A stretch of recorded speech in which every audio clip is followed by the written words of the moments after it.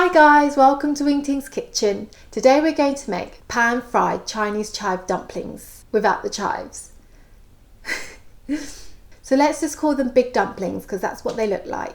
I couldn't find any Chinese chives close by, and that's why I'm using spring onions as an alternative. Apart from looking like a big dumpling, it also reminds me of a Cornish pasty. And for those of you who don't know what a Cornish pasty is, it's a British classic and one of my favourites. So if you have the chance, definitely give it a try. This is a traditional dish and often served as breakfast, but also good as a snack, I think. It's really easy to make, so let's get started. You will need 300 grams of plain flour, 165 milliliters of warm water, 1 tablespoon of oil, 1 teaspoon of salt, 250 grams of minced pork, 2 eggs, 4 spring onions, 1 tablespoon of oyster sauce, 1 tablespoon of sesame oil, and half a teaspoon of sugar. Into a large mixing bowl, add in the flour, the salt, the oil, and the warm water. The water should be about 70 degrees. Mix it up, and when it starts to form into a dough, use your hands to bring it all together. Knead it on the table for about 6 to 7 minutes. Add flour to the surface if you're not using a non-stick mat, and add flour to the dough to stop it sticking to your hands.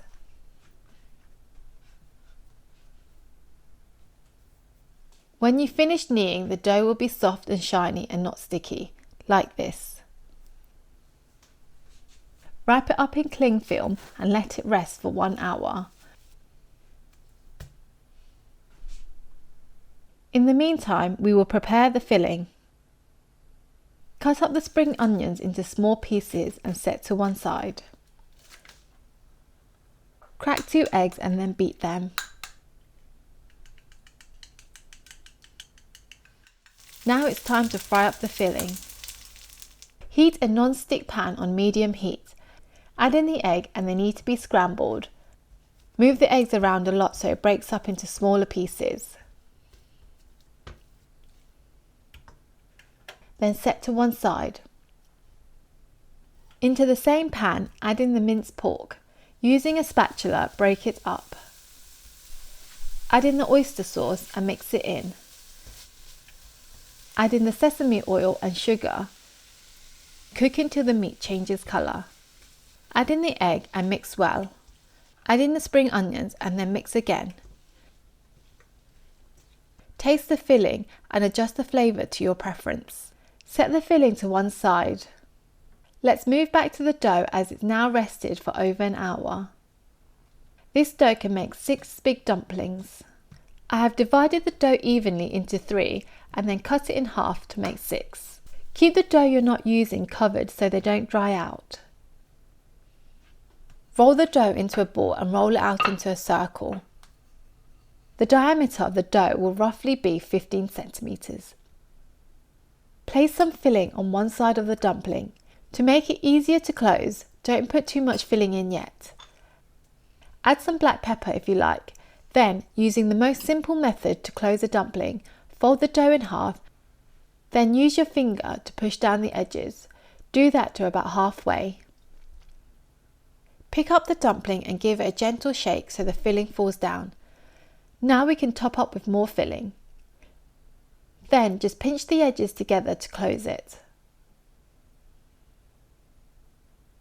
Once this has been done for all the dough, it's time to fry. Heat a non-stick pan on medium heat and add some oil. Then place the dumplings onto the pan. Pan fry each side for about 4 minutes on a medium to high heat. Check the dumpling has a golden brown colour before flipping it and doing the same for the other side. The filling is already cooked, so we just want to make sure all the dough is cooked and has a crispy outside.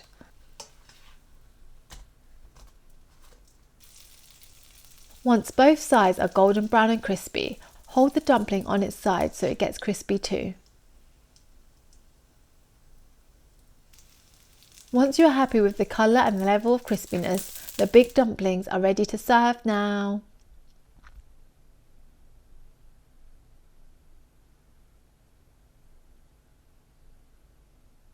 So here are my pan-fried big dumplings. The skin is crispy and nicely browned on the outside.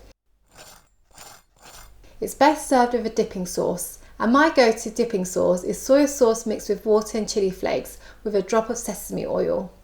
You can make these in batches and then freeze the ones you're not having now, and then when you're peckish, pan fry them directly from frozen.